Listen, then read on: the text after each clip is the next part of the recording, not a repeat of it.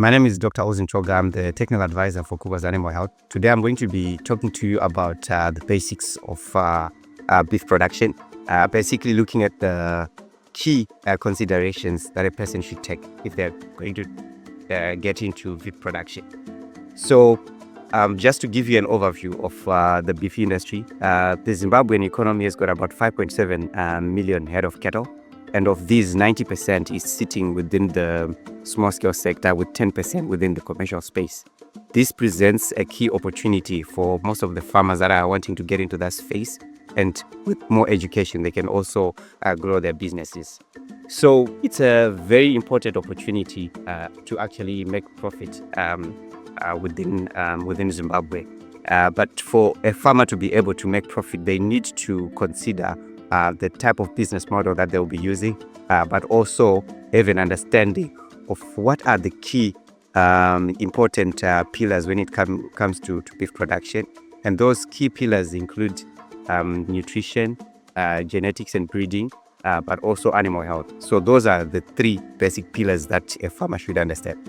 So if you look at the different business models that are being used in Zimbabwe by beef producers, we have what we call pedigree breeders. So these are people that are basically producing high value animals. I'll try to compare them with farmers that are doing like seed maize. I'm sure as a country, everyone knows about seed maize. So they are in that line where they actually produce an animal that could go for example, $10,000 a bull. So those are your pedigree breeders. And in that space, there is utilization of what we call breeding technologies, where they do artificial insemination, embryo transfer, and many other technologies.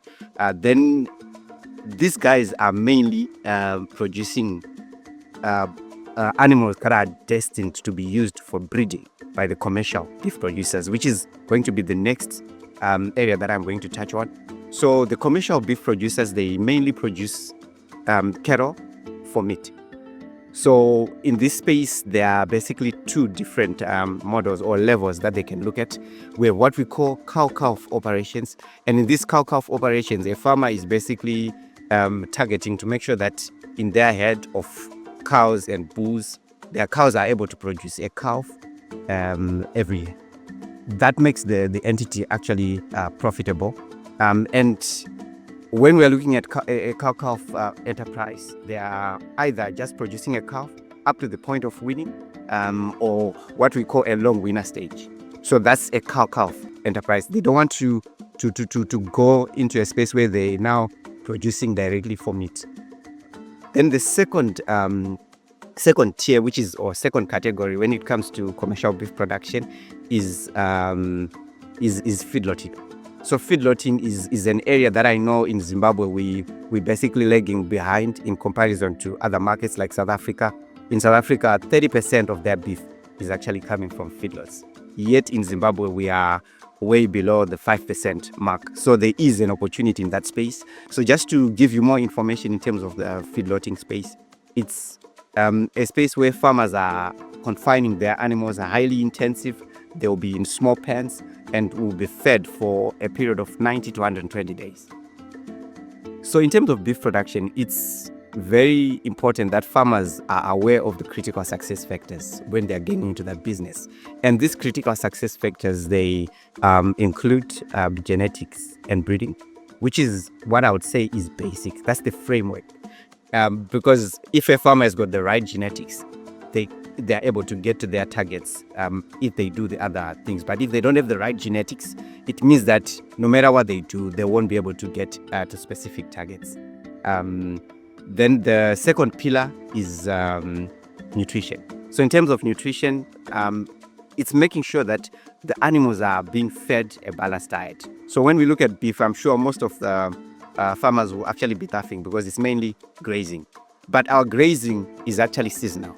So in terms of the pastures, when we are in the rainy season, which is from a time from about December up to March, our grasses are green and they've got a high level of protein, over 14% in some cases, and they'll be fairly rich in most of the nutrients, excepting the fact that our soils are very low in phosphorus, so it will be important that farmers are actually supplementing with phosphorus at that stage.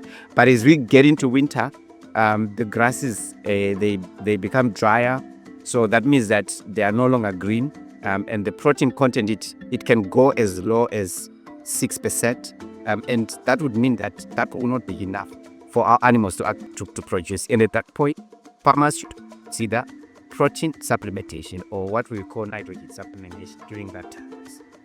So nutrition, if properly managed, it will be easier for a farmer if they're having, for example, a cow enterprise that they're running, for them to make sure that their cows are able to produce a calf per year. Would need at least for them to get 80% of their head for it to be sufficiently profitable, or even higher if they do that better.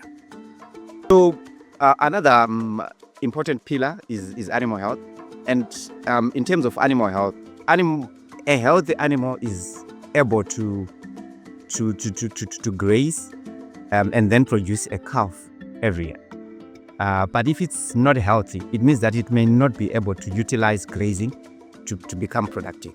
So in terms of animal health, there are routine procedures that should be carried out by farmers so that they make sure that their entities are profitable. And I'll just go one by one on them. So the first one is ongoing parasite control. This is critical because parasites are an ongoing challenge as they come across these when they go to graze in the pastures or in the veldt. Then the second important procedure that farmers should also be carrying out is regular vaccination of their cattle. This is to prevent diseases which are difficult to treat or are not treatable or become more expensive if they are to be treated. But also, by all means, we encourage prevention over cure, because cure is always more expensive. Then the other routine procedure is just seasonal management. And seasonal management, you'll be looking at various things, such as what I was talking about, ongoing parasite control, vaccination, and also like supplementation as well of things like vitamins and all that are done at different times.